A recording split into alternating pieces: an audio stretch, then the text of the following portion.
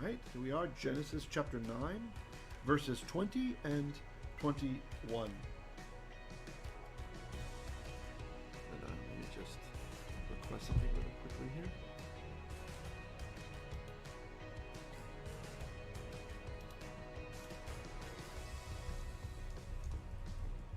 All right, let's read. ויחל Noach איש האדמה ויטע כרם. Okay, ויחל. Then Noach began. He started to be איש האדמה, literally the man towards the dirt. That's what that says. He began to be the man towards the dirt. If you're going to be hyper literal with your translation. And some people, they just want literal translation, so there it is.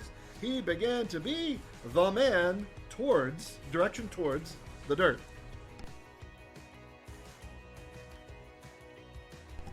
That's interesting. So, okay, some of my animations didn't come in. I think I misordered things. All of the vowels with yods are supposed to have purple markers on them. So I'm going to look at that now. Let's look at that first, and then we'll come back to be man of the earth. There's an interesting pattern I found in the Talmud about this. Yeah, where are those purple things? Okay, you'll see them later. So in tractate Sanhedrin, page 70a, that's the first part of the page, paragraph 17, it says, a visitor from the Galilee expounded. The conversive vav, and so if you haven't studied Hebrew, the conversive vav, this is something which is very common in biblical Hebrew, and it's actually one of the ways that we can see the Hebrew underneath the Greek when we read the apostolic writings in Greek, because the Greek translation mimics this. It does the same thing. So let me show you here. So here I have it in purple. You see over there. Okay. Then we also have here. Okay. So that first letter is a vav, right? And for those of you who have not studied Hebrew yet, let's make that our letter of the week. Our letter of the week is going to be this guy, vav. That's a vav, and it makes a V sound. Vav. And so what the Talmudic writer is saying is this pattern, which is quite common to start with the vav, and it changes the time that's happening. I won't get into all of that. Maybe ask one of the Hebrew students if you're curious. Anyway, this is called vav conversive because it converts the time. And so the writer here, the commentator here, is saying that here, starting in this section, vav and then the verb form follow with a yod. He's saying this happens 13 times in the passage concerning wine, right? So what's coming up with wine? As it is stated, and Noah began, so here it is, vayaheyl, this is our verb right here, he began, and they're interpreting to be a farmer, right? To be a man, the man towards the ground, okay? And he planted, that's vayitah there, a vineyard, and he drank, vayesht, that's this one here, vayesht, of the wine, and became drunk. And that's here, vayishkar. Vayishkar. He became drunk.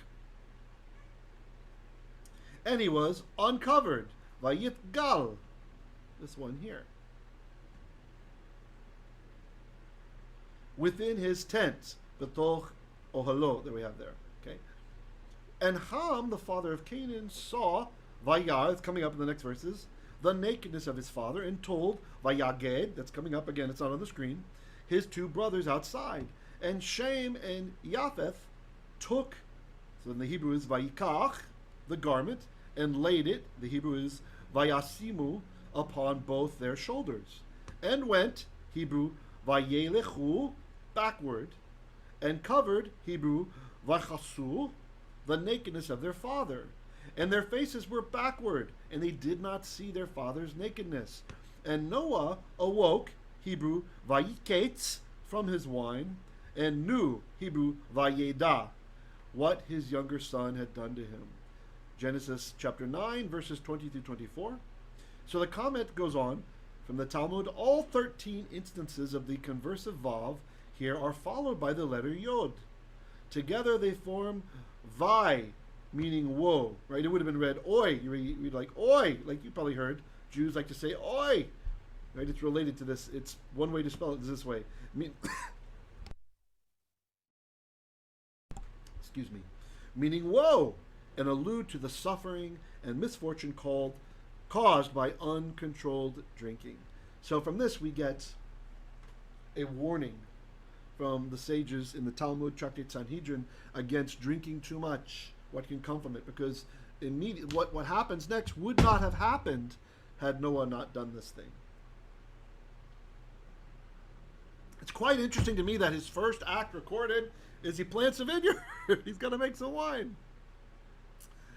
It's odd. It's odd. It's not what you would expect, right? Although, there's nothing wrong with drinking. Being drunk too much, too often, is the problem. So here, I want to talk about this part, this ish ha'adama. This is interesting.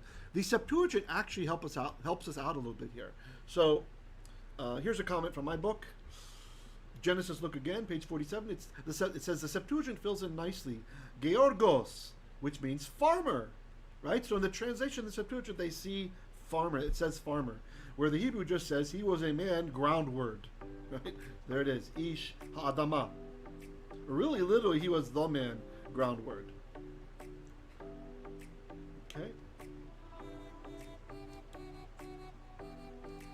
Abarbanel makes an interesting comment. This is the Charistic translation. He says, literally, the man of the soil. Meaning he ruled the entire earth.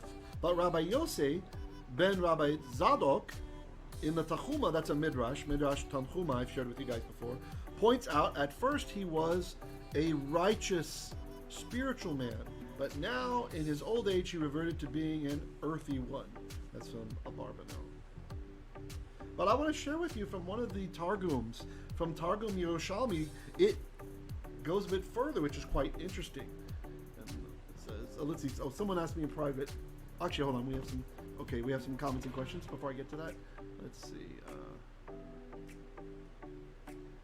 There we go. Someone says maybe to celebrate Shabbat. Yeah, it could be. Yeah, maybe the wine was to celebrate Shabbat. That's nice. That's actually going to marriage well with the way that this Targum translates it in Aramaic. Tet says, how long, Rav, after he went down from the ark up to the time he planted a vineyard? That is a good question. I do not know.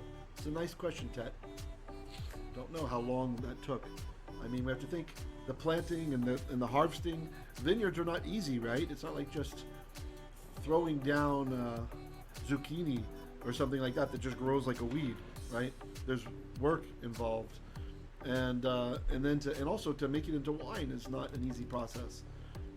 And someone writes in private, he planted a vineyard to make wine for sure. Yeah, exactly. I think that's a good comment, especially with what's coming up here. So let's push back against Abarbanel a little bit. Abarbanel saying he was righteous, but now he's become earthy. So let's look and see what this Targum says. So the Jerusalem Targum translates into Aramaic, and Noah began to be Gavrot Tzadikayo, the righteous man, right? The righteous man. And he planted a vineyard. So that's interesting. So this actually meshes well with what the person who wrote in private to me about maybe he did it so he could keep Shabbat, right? So kudos to Mr. Mysterious who wrote that, our anonymous commentator.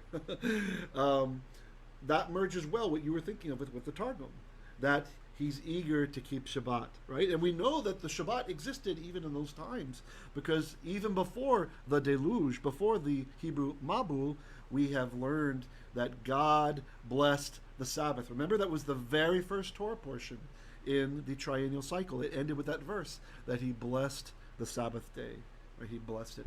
So, which is really nice, because if you're trying to talk to someone about the Sabbath versus the first day, i.e. Sunday worship, it's nice that you can kind of, and maybe they push back and say, well, the law doesn't apply today.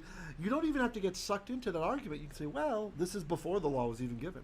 Sabbath was before. This is all mankind is given the Sabbath, because it's not even before it's given to man, God himself has declared the day holy, right? Presumably, Adam is saying goo goo gaga at that time.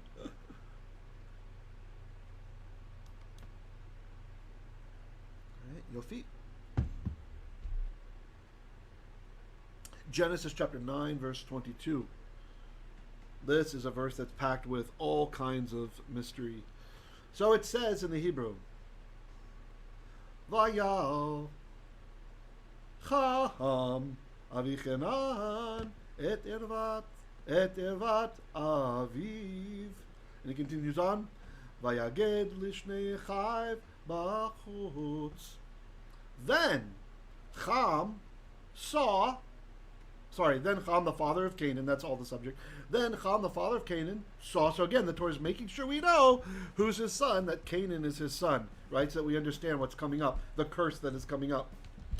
Then Cham, the father of Canaan, saw. What did he see? Ervat aviv, the nakedness of his father's nakedness. So later, when we get to the holy book of Vayikra, Leviticus, we will see this phrase a lot, the nakedness of so-and-so, right? So this is an inclusive statement. Let me just mark it here in the Hebrew, everybody can see it. It's the second word from the end on the top there. So let's see, so ervah is the word. Here it's changed to have a T ending because that's how you say of. If a word ends in an H sound, you change it to T, and that means of, right? So ervah is the actual word, meaning nakedness. It doesn't just mean nakedness. It can also mean like something that's not good, right? It can mean that we see later in the writings it's used that way, not always to mean nakedness, but in this context, it's certainly nakedness. And so ervah, this was more than just a person's literal nakedness, all right? So when we get the litany of commands, the sexual code of conduct commands, we get these sorts of things like you shall not sleep with your sister, the daughter of your father, right? And we have other sorts of commands like this, and it talks about it is your father's. Specifically, it is your father's nakedness, or even the wife is the father's nakedness. It is your father's nakedness, and so the wife herself is the nakedness of the father, right? This is the way the Torah sees it. That nakedness belongs to him. Okay, so you see where we're going with this? So we'll come to this in a bit. I don't think I put a separate slide in it, so remind me after I finish the classical rabbinical explanation of a more modern explanation that I think makes sense. So the nakedness of his father is what he saw, right? That does not mean that he saw his father naked. He saw his nakedness, that which belongs to the father, which is off limits sexually. That's what he saw. So it could be the father literally naked, which to me, this doesn't make a lot of sense. Why? Okay, remember, Canaan's not even here right now. There's a little story that he came later, but let's not deal with that midrash yet. He's not even there, according to the Torah text. It's just Cham doing this. He's solely responsible. So if all he did was look at his father's wee-wee and laugh and then tell his brothers, why would Cham's son get cursed by Noah for this? It doesn't make sense. Why would even Cham be cursed by it? Right? This can happen accidentally. A child can even accidentally see the father naked or whatever, right? But to be cursed? It's bad enough for him to be cursed, the one who did the crime. But how much more so for his child, who presumably was not even part of the illicit act? Yeah, we're getting to it. Daniel asks a great question. Was it only Noah drunk? That's a great question. Yeah, that leads into where we're going with this. Right, Tet says the father's nakedness is the wife. Yes. Exactly. And yeah, I detail that also in a footnote of my book about that. But I learned about this concept. I really tied it together. The concept I knew, but I never connected the dots until I heard, ironically, there's a podcast called The Naked Bible Podcast. And no, they don't just always talk about Noah and his wife. What they mean is like the Bible unfiltered, right? And so, but this is one topic that they talked about one day. So I give them credit in the book that's where the dots were connected for me. That yeah, I think it is his wife. But we'll come back to that in a sec. Tet comments perhaps it was Sukkot when they went out the ark, and during Shavuot that he harvested. Yeah, this is all possible. Ted says perhaps they had a drinking party. Yeah, maybe they all were drunk. Maybe Cham was also drunk. It kind of seems strange when there's like no humans on the earth that you would have your kind of wine tasting, like your wine harvesting time. Like I remember the first time I was for Schnicket ever. Like I was in Germany, and I went up. Well, I was visiting Germany. I still lived in California, so I was in Germany for a few days, and I got a rental car. And I went down with my girlfriend at the time. I went down on a wine tasting trip, right? Like you can drive down the Rhine, and there's all these little farmers, and they make their own wines. You can try it, and I remember that they had little portions that you could even try for free, right? And there was this one, oh, it's so delicious. It's Rieslinger. It's like a German sweet white wine. And usually I don't like sweet wines, but this is really nice. So I remember I took a couple sips, and I'm 30 something at the time, and I think either late 20s or early 30s, and I've never been intoxicated before, right? And I remember sitting down in the rental car about to drive off, and I said, wait, I feel strange. I feel kind of strange, And the girl, she's laughing at me, right? Because there's a Russian Jew, right? He's laughing like, clearly you're drunk. And so it's funny, like the first time you do it. But at these wine tastings, a lot of the people there were families, like entire families would go. And they try it out. And so this connects to our story in that I can't imagine, I think you're right, that it was probably a party, because I can't imagine that you're the only family on earth and you just harvested your wine, right? And I guess this might not be the first time he had the alcohol, but you're just going to share it for yourself? Mine, like Yoda banging on R2-D2, mine, not letting him have the hot dog or whatever, or the light. It doesn't make sense. So I think you're probably right. Probably everybody had been drinking, including Noah's wife. No. Yehoshua said you got intoxicated from sip. No. This was going from place to place to place, trying some sips, and again, it was a light. I think people usually call this a buzz, right? I could probably walk a straight line, but I decided not to drive just in case. Waited for, an hour or something. Yeah, just very slightly tipsy. Yeah, I felt it for the first time. I never felt the effects. I felt the effects. Yeah, and so it was funny, like, oh, you're drunk. Like, oh, wait a second. Yeah, So anyway, so that was only to connect with the idea that you saw many families that were there, right? The whole families, the children, everybody, they go out, they do the wine tasting, right? It's not such a taboo like in the West, in the States. You can't drink until you're 21 in the United States. You can go die in a war, but you can't drink alcohol. It's very strange.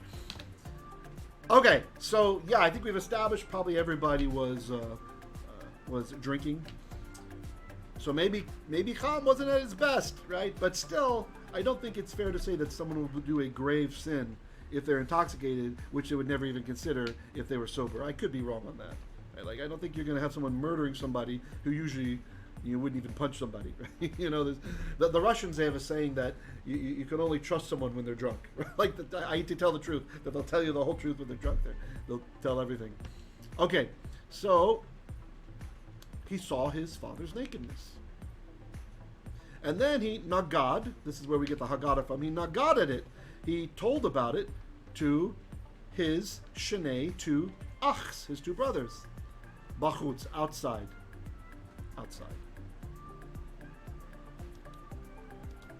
So I want to read again from the Talmud. I'm going to read to you 3 sections from the same page, all right? So on page Sanhedrin, page 70, A, the Gemara explains. So the Gemara, this is the Aramaic commentary surrounding the Mishnah, right? So the Mishnah is in the center of the page. That's in Hebrew. That's Mishnaic Hebrew, which is kind of like a combination of Hebrew and Aramaic, right? It's got Aramaic endings and, heavily affected by Aramaic. That's later Hebrew.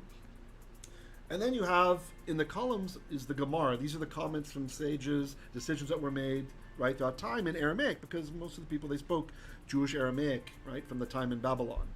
And but they don't just talk about the Mishnah. It goes in the Bible, as we have here, right? So here we have a discussion, wandering into the Bible. And so it says, the Gemara explains, the one who says that Cham castrated Noach adduces the following proof. So this is some of what the sages believe. Some sages thought that Noah got castrated by his son. And because remember, Noah wakes up and then he knew what had happened to him, right? So presumably he looked down and, right? It's not there, right? So here's the proof. Since he injured Noah with respect to the possibility of conceiving a fourth son, which Noah wanted but could no longer have. Therefore Noah cursed him by means of Ham's fourth son. Right? So they're seeing it lines up nicely, right? So Noah's not going to have a fourth son if he's castrated.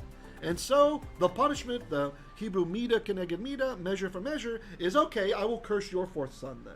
Since you wouldn't even let me have a fourth son, I will curse your fourth one. Ham's sons were Cush, Mitzrayim, Phut, and Canaan. Right? So see, he's number 4. See Genesis 10, verse 6. So the Gemara references back there. And of all of these, it was Canaan whom Noah cursed. Genesis 9:25 to 28. Okay. So that's that opinion. So we have a famous rabbinical opinion that the reason for the curse of Canaan is the castration of Noah that happened. Allegedly happened. Law and order here. Ding, ding, ding. Sanhedrin continues. And the one who says that Cham sodomized Noah, okay, if you haven't heard these teachings yet, you shocked? So there is a teaching that he raped his father. That's what I meant by, because it can mean to uncover the nakedness of someone, to see the nakedness, or to uncover the nakedness means to have sexual relations with them, right? That's one meaning, right? Also just to see their nakedness. So for those who think that, so you have these two opinions among the sages, right? That Ham sodomized his father, learn this from a verbal analogy between the words, and he saw, here it is, vayah. And he saw. So here it is written, and Ham, the father of Canaan, saw the nakedness of his father. This is our verse 22. And there it is written, and Shechem, son of Hamor, the Hivite, prince of the country, saw her. This is Dinah, right? He saw her, and he took her, and lay with her, and afflicted her. Remember, the daughter of Israel, she goes out to, she wants to talk to the daughters of the land, right? Make some friends, and she gets raped. Right? But the language that the Torah uses in Genesis there is that he saw her, right? And so the sages are alluding that this must be sexual activity. This indicates that the term saw alludes to sexual intercourse. So the Bible is very careful. It's interesting. Usually extremely bad words or certain things, they're alluded to, right? For example, in the book of Job's wife, if you've read the English translations, it usually says, his wife tells him, just curse God and die! Right? So his wife is giving him this excellent advice to just curse God and die, right? Okay. But if you read the Hebrew, it says, Tiparech, bless God and die. And so part of the reason is that the tradition is that the sages don't want God's name too close to the word curse, right? So in this case, it would have shown up too close, so they substituted what she really said with the word bless, right? It's kind of like when a Gentile Christian is mad at you, and they say, well, God bless you! Bless you! Right? Do they really mean that they should be blessed, or does the goy mean he wants you to be cursed? I think it's clear, right? It's clear what they're feeling at that moment. God bless you, sir! Hang up the phone. Wow, I've just been blessed. Yay. Okay, I won't get into that. It's fine. I was going to comment on how Germans don't understand passive aggression. And Americans dish out passive aggressiveness all over the place. So it's kind of funny, like an American. Like I used to work at IBM in Germany, and in Switzerland. And most of the workers, most of the engineers were Germans, right? There are very few Swiss there, even though it's in Switzerland. And it was funny. Every once in a while you have an American come through, like some executive or whatever, he'd come through. And he might be criticizing them, and he'd be passive-aggressive, right? And the Germans would just be smiling, so happy. They didn't understand that he's insulting them, right? So it's kind of like, God bless you! Yes. Yeah, it's true. That's true. Someone writes me in private that the male organ was the symbol of power and authority, right? Even today, you've got the phallic symbol. You know, from Egypt, you have the obelisks, right? Which many see that as a phallic symbol, right? Showing the power of their gods in the sky and all that kind of stuff. Yeah, it's true. It's true. Okay, let's see. How did they castrate back then? Dr. DeVera is asking. Yeah, that's a really good question. So, yeah, one of the reasons that I've pushed back on this theory of castration a little bit, although it does hold some water, because we are never told about more children from Noah. And it's not that he dies the next day. He has a long and full life, but we're never told about any more children from him, right? So presumably the entire world comes from Cham, Shem, and Japheth, right? So the castration, I have an issue with that because we're told that Noah wakes up and he notices what happened. I have to think, however drunk you were, if someone is cutting you there, if there's an incision being made up, because remember, Cham has time to go outside and tell his brothers about it, and they have time to come back in and cover up the father's nakedness, whatever that means, right? So I have to think that if it was castration, that Noah would have woken up then and there, right? It's got to be painful, right, to be castrated.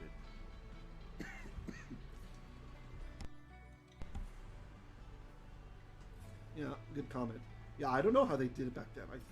Maybe Abyssinian, like just a sharp piece of like glass type substance. I'd have to imagine. All right, let me see. Are there any other comments before I roll on? Someone writes me in private, Rabbi, I learned earlier that meditate in Hebrew is growl and mutter. Just sharing. Yeah. Well, it's not exactly that it's growl. The word hagah, context is really king in Hebrew, like in no other language that I've ever seen, at least in biblical Hebrew, right? In the corpus of scripture that we have, context is so important. So if it's an animal, if it's a lion, like a kasil, right? Or an ari, right? Then it means growl, right? Because they can't really hum or something, can they? They can't mutter. If it's a human, it's more like to mutter, not really to growl, right? So this verb applied to human doesn't mean growl. Okay, so if it's an animal, it can mean growl, right? Like with a dog, it can be, right? Because they don't mutter. Have you ever heard a dog muttering? And then I'm going to go to the store and I'm going to do this and then after that. You better run if there's a dog muttering because it's probably possessed. So, but if it's a human, it means like you're, for example, Jewish meditation is when, for example, we read the Psalms and you have a bunch of people together in a room and you read it quietly enough that you don't disturb your neighbor, right? Because we're reading at different paces, at different speed. You have the cantor who chimes in at certain important parts, so you don't get too far behind, to speed up your reading or whatever. But people are reading, and it sounds kind of like muttering, right? Like, and so it's interesting when you have just a handful, just a minion of people doing this in the Psalms. It sounds like the whole room is filled with voices. It's really amazing. It's interesting how it happens. So that is Jewish meditation. It's muttering the Torah. It's muttering the muttering kind of has a pejorative sound to it in English. It's not negative, right? For us, this is meditation, right? It's not just focusing on your mind or something like that. It's you're speaking the words, but you're not distracting your neighbor from where he's at, so he can also speak his words with proper kavanah, right, with understanding. Yehoshua says most times cantors just skip too fast. Yeah, they need to adjust, right? That's a problem. They're not praying it themselves with kavanah. Right? They're more focused on just getting through it, maybe. Yoshua says impossible to keep up even at the fastest pace, right? And, really sometimes you should slow down. You shouldn't always be meditating the Psalms or the Torah as fast as you can, right? If you find you're not really thinking about the meanings, then you need to slow down. So you're thinking about the meaning of it as you pray it, yeah? With kavanah, right? Your heart and your mind are aligned then. It's kind of like, have you ever heard of heart breathing?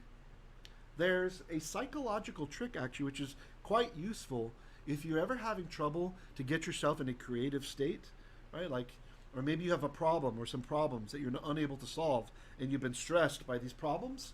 You can do a little trick called heart breathing. And there's science to back this up. They find that it's interesting. EKGs and EEGs, and when they've monitored people, they found that their brain waves change to a creative state when you do what's called heart breathing, right? So this is kind of like when we're praying with kavanah, right? So our mind and our heart align. So what happens is you breathe in, but as you breathe in, you try to imagine the air going into your heart, literally going to your heart instead of just the lungs, right? And then you hold it, and then you let it out, right? So deep breath, you're letting it come into your heart. That's the idea. You mentally direct that air towards your heart. And it's amazing. They've shown they can demonstrate it's reproducible results, which means it's scientific, that you can affect your mental state to be in a creative state, right? So you can solve the problems. You can see the problem from a way you've never seen it before. And I think this is something similar to what Jewish meditation does for us, because we're breathing pretty deep. You breathe deep, and then you're going to say, because you don't want to be breathing every 2 seconds. You know, Vayomer Moshe El Bnei Yisrael. Right? You want to instead you take a deep breath, and then you're saying it, and then you out, and you breathe in it deeply again. And so, rabbis oftentimes will criticize people for, you're just praying it too fast. You're not, like what Yehoshua was saying, the cantors do sometimes. You're not praying it with kavanah. Kavanah is you put your heart into it. You're feeling the words. You're thinking about the words. And so imagine if you're breathing deeply and you're putting your heart into it. I think this is what has been discovered in science as heart breathing. I think it's already something we as the Jewish people have had for a long time with Jewish meditation. So thanks for asking about that. Yeah, heart breathing. Try it out sometime. See if you have a problem and you can't find a solution, or you're just you have a creative type of job and you need to get creative. Try breathing into your heart for a few minutes and see what happens. You'll probably be shocked with the results. All right. So let's look at the next comment. So we have that the term saw alludes to sexual intercourse, right? Okay. Again, the Bible, like, bless God and die. Right, so the Bible usually is very careful with the wording, right? I mean, if you think about it, I think the worst curse that I've ever seen in biblical Hebrew is, "You dead dog's head." You're the head of a dead dog. Right? It's just, that's like the worst curse. There's hints, right? Like one of the words for idol, right, it means like, it hints at like being globlets of poo. Right, globlets of feces, right? One of the gilul, right? One of the names of an idol, and so the gilulim, the idols, are like little poo pieces, right? It doesn't necessarily say that; it only hints about it, right? So the text, well, it might hint, for example, when Elijah he's making fun of the prophets of Baal, and he's saying, "Oh, you're God." Maybe he's at the bush, right? That means he's defecating, right? He's taking a poo, right? But the Bible frames it so nicely. I mean, Elijah, he was witty as well. He's at the bush, right? Meaning he's taking a dump. He is a god, isn't he? So when you slow down and you look carefully at the text, sometimes I can't help but laugh out loud because there's these veiled insults, right, against the pagans who were back then the goyim, right? But today goyim, we have this other nuance, right? We have this, a goy can actually be a monotheist, so really not so much so goyish anymore. All right, so to see can mean to have sex with, right? So be careful. Boy, that adds a whole nother meaning, doesn't it? When Yeshua says, when you look at a woman who is someone else's wife, you've committed adultery with her in your mind, right? Because looking, it's got that double meaning in Hebrew. Maybe you really did have sex with her, right? So it's quite a warning. But it's interesting. When you understand the underlying Hebrew behind the apostolic writings, these sorts of things come out. Okay, so let's look here. Let's look at the third expression by the Gemara. It says, the Gemara asks, granted, according to the one who says that Cham castrated Noach, it is due to that reason that Noach cursed Cham by means of Cham's fourth son. But according to the one who says that Cham sodomized him, what is different about his fourth son? Right? Like, if that's all he did, if he just raped his father, why curse poor Canaan? What did he do? The Gemara continues, he should have cursed Cham directly. The Gemara answers, this sage holds that both this offense and that offense were committed. So all agree that Cham castrated Noach. And some say that Cham also sodomized him. So the Gemara works out, it says, it's not castration or sodomy, it's castration or castration and sodomy. Right? That's just really diabolical. Not only is he sodomizing him, but he's also, making it so he can't have children ever again. Which again, I know that the Gemara is saying that they all agree on the second opinion, right? And I mean, they all agree that he at least castrated Noach. It could be. But I'm going to present this a fourth opinion that actually might have happened. And let's just include castration on the table still. All right? So it's funny. I used to only do audio drashot, right? But then I was kind of shamed into doing visuals because, watching Daniel's presentations and everyone at the shul, all the elders would always have some kind of overhead. All right, I better make something that you can see. And now I hate to not have something visual to share. So let me see, where is it? I thought it was here, verse 22. Okay. So this is my translation on the right, for those of you who haven't seen that before. And there's comments on the bottom. So we're on verse 22. Let's look at 22. Okay, yeah, we do have a comment on Saul then. Okay. Number 2. Okay, so here it is. Hope you can all see. To see nakedness is a Hebrew euphemism for have sexual relations with. Some midrashic accounts claim Cham molested his father. Others claim he castrated him in order to increase his own bearing on the New World Order. Dr. Heiser presents the case that nakedness of a man expresses nakedness of the wife. In this case, Cham raped his own mother, perhaps in a bid to increase the impact on the world by means of his progeny. Did you get that? The opinion is that he raped his mother. Yikes.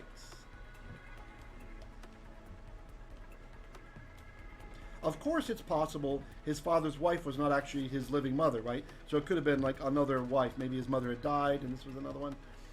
This nicely explains Noach's reasoning in cursing Cham's son, his progeny, instead of Cham himself, right? So you see? So if the idea is he raped Noah's wife so that the next child will be from him instead of from Noach, and maybe he also castrated too, right? So the sages are only unified in the castration theory, right? They differ on the sodomy theory. So this is nice. The way that Heiser presents it, this is actually compatible with the Gemara's opinion, where all of the sages agreed in the Gemara, at least in the Gemara survey, that there was castration involved. And it makes extra sense if Cham's intent is to have more genetic influence on the New World Order, right? That he's supposed to have more influence on all of the humans to come. It would make sense that he's raping his father's wife and also castrates his father so that the father doesn't have a chance also to procreate. But the castration might not be necessary. Now, by the way, here's where it came from. I wanted to show you there's the link if anybody's interested to take a screenshot. That's the podcast that deals with that. So, also this makes sense when we continue on and we find out Noah woke up and vayaheyl, he knew what Canaan had done. So imagine, he wakes up, there's his wife probably crying and she's sobbing, and a casual visual inspection would see what had happened. So I think Heiser's opinion actually is the one to go with. And you can include the Gemara, the idea of castration, if you like. I mean, they're all agreeing on that. But I think the rape of the wife makes a lot of sense. Yehoshua says, Ted says she read that too in one account. Yep. Okay. Yehoshua says, but then if he raped the wife, what was the bragging about when he called? He could be bragging. Hey, I just screwed your mother. What if they had a different mother than him? You can see how sick people can be, right? And he could have totally just been bragging about it.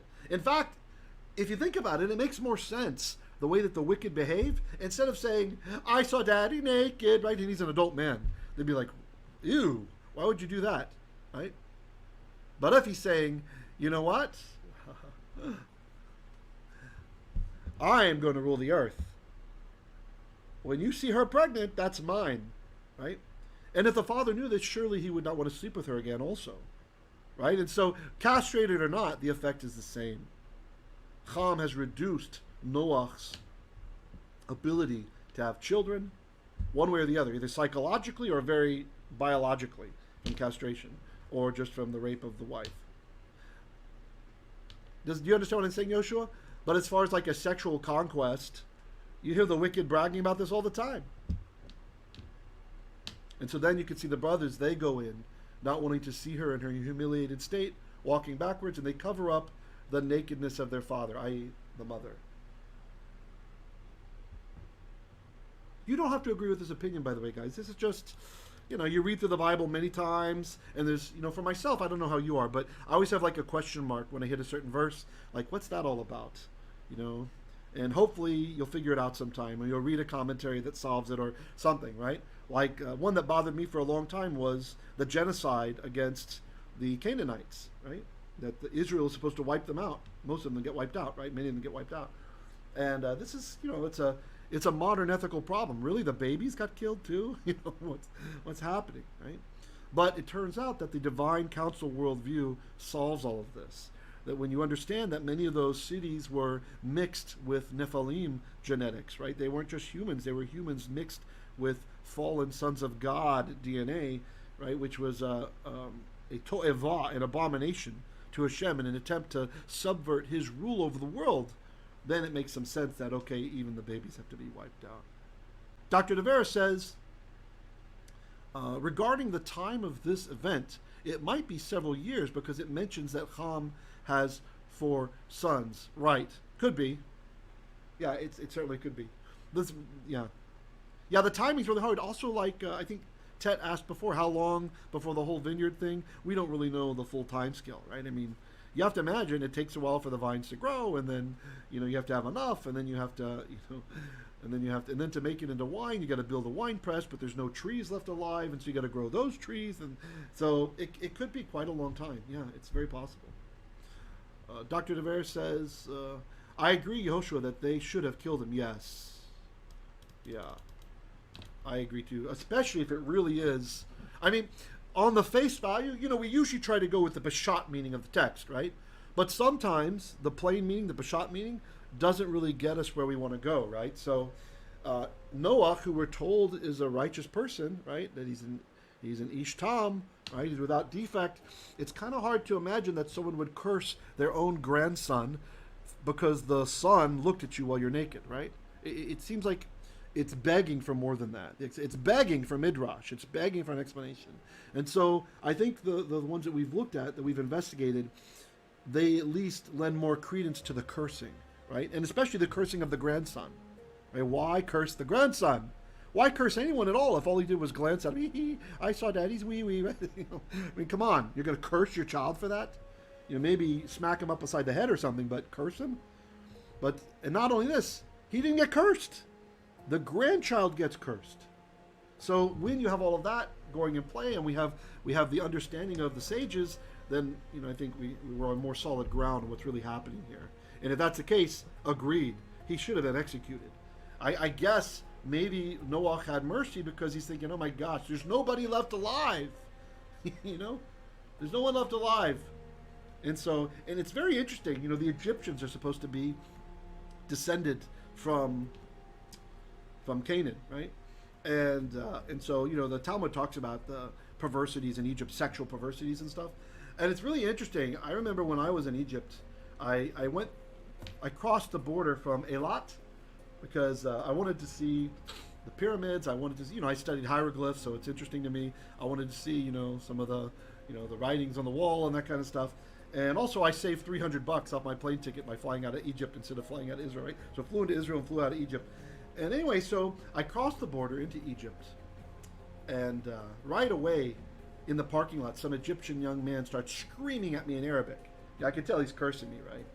So I shouted back in German, right? So it wouldn't be obvious who I am. And I remember I saw a couple that looked like Germans, like looking at me like they couldn't believe what I'm saying. I didn't say anything super bad, but just I figured shout at him in German, he might like me, right? Because a lot of times the people from that religion, they like Germans, right? Because they think what the Germans did to Jews, etc. Anyway, so then later, I'm waiting at a bus stop, and I decided to rent a car, right? To pay this driver. And there were 2 ladies that I met, Gentiles, who had been living on a kibbutz for the last year, and they were going back. They were going into Egypt, and they were going to come back, right? They were from South America. One was where was she from? I don't remember. A European and South American, I think. And anyway, so as we're getting in the car, I hold the door open. I'm the last one to get in the car. There's an Egyptian guy, never seen him before, making an obscene gesture with his hips, like what I should do to the ladies. You understand? This guy, I don't even know him. He's like making this gesture. It's just so bizarre. And so I thought about, Canaan. These are descendants from Canaan. It's like they're so perverted in their thinking. Just really unnerving and bizarre. Yehoshua says, I'm just thinking that if Cham would have raped the wife, why was he cursed rather than killed by the brothers? He wasn't cursed. That's the thing, Yehoshua. Cham did not get cursed. The grandson of the son of Cham gets cursed, but not Cham. The non-reaction towards Cham gives me doubt that Cham did more than looking at the father's nakedness, perhaps with lust.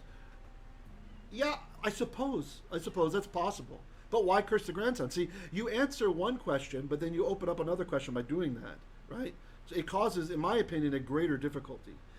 Cham not being overtly cursed by the father, to me, is less of a problem when we understand it as an issue of midah keneged midah, right? Measure for measure punishment, right? So if, as the sages say, if Cham has prevented Noach from having a fourth son, so too then shall Cham be prevented from having a fourth son. He doesn't kill the son because that would be unjust, but instead he curses him, right? So he has him, but he'll be cursed. He's not going to get all the stuff that he thought he would get out of a fourth son. You see what I'm saying? But if we go the way that you're saying, and we say, okay, maybe he just looked at his nakedness lustfully or whatever, or weirdly, it doesn't answer anything, right? It doesn't answer why the grandson gets cursed. You see what I'm saying? Okay. Shoshana says, ACCDG, I don't know what that means. Oh, according to, see, you write like Hebrew, right? In Hebrew, sometimes we can drop the vowels. According to the divine plan, there has to be bad guy remaining. Can't be all good guys in the land. Well, let me just push back on that. Thank you for commenting, Shoshana. I would push back a little bit and say, it doesn't matter if you start with good guys. Evil can come up anytime, right? I mean, look at King David's son. David is a good guy, although granted, this does come out of David's sin. His son rapes his daughter, right? I mean, goodness, right? I mean, so coming from the one who wrote half of the Psalms, right? He's a biblical writer, has the Ruach HaKodesh on him, and still his son is a rapist of his own daughter. I mean, of David's daughter. So you can always get good from evil, right? It can go both ways. Even good people can come from evil at times, right? We have, there's a rabbinical principle that a person who comes from an evil household but ends up becoming a good person stands on a much higher place than even someone who is religious since birth can ever achieve, right? To have left all of that filth behind, to have left, whatever, drugs, the free love, all that kind of stuff, to leave that stuff behind, whatever they were around, from a wicked household, and to come to the truth, they are higher praised than someone who's born into a religious family. Dr. Devera says Cham is a perverse guy. Yeah, no matter how you cut it, right? Even if it is just staring at his father's junk, he's still disgusting and perverse. And there's something really wrong with him. Well, you have to think about why were Noah's sons saved from the flood, right? Why? And the reason is the same reason that Lot is saved. Right? It's for the sake of the righteous person whom God loves. God didn't want Abraham to suffer by Lot dying immediately. God didn't want Noach to suffer by he and his wife being the only ones in the new world, right? So instead he brings his sons, although we do have a better report about Shem and Yefet, but maybe he would have been heartbroken at the time to leave Cham behind. It's hard to say. Tet says, God's goodness and the fear of God are more prevalent with his two brothers. Yeah, that's true. That's true. Daniel says there's a teaching Noah was the only pure blood, and Noah's children married Nephilim, right? Well, there's even a teaching that his wife was pregnant from a Nephilim, right? From a Nephila, I should say. Yeah. There's probably truth in that, because later Joshua has to kill Nephilim. Probably it's from Cham, because think about it. The Canaanites were descended from whom? What did Ibn Ezra say? Open your eyes, like, duh. Ibn Ezra's way of saying, duh. Of course the Canaanites are from Canaan. And so, yeah, maybe just Cham, yeah. Yep, that's a good point. I like it. It ties together everything that we're researching nicely.